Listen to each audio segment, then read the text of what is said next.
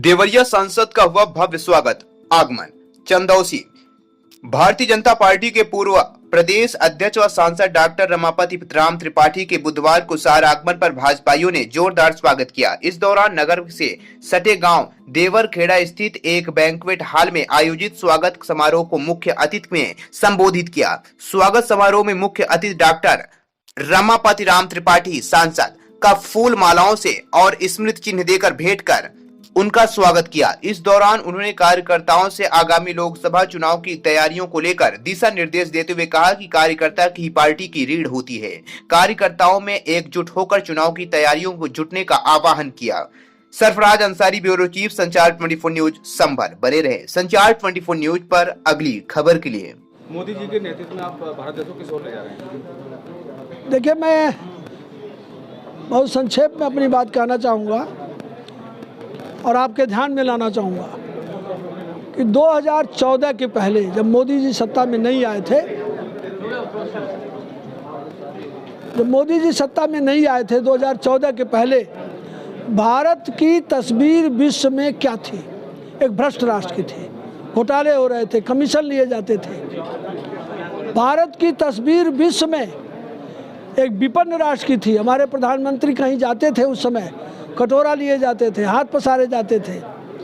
भारत की तस्वीर विश्व में उस समय एक कमज़ोर राष्ट्र की थी। आतंकवादी जहाँ चाहते थे घुस के आक्रमण करते थे, चले जाते थे सुरक्षित, और भारत उस समय गोली का जवाब बोली से देता था।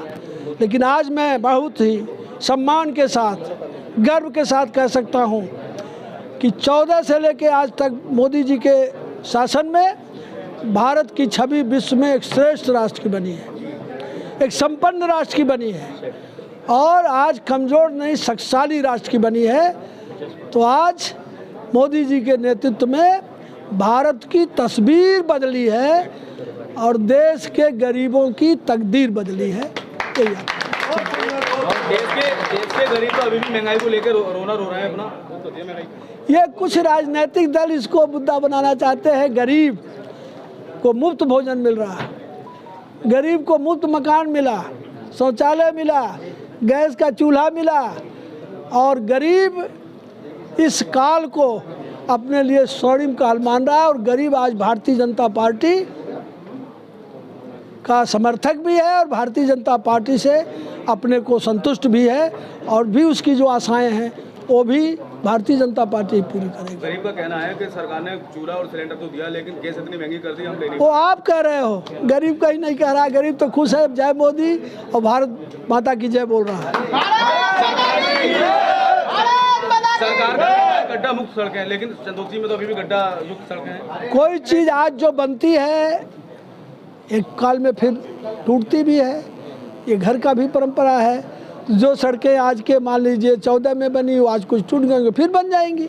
लेकिन सरकार की नीति ठीक है, नियत ठीक है, इसलिए ये सब काम होंगे, हो रहे हैं।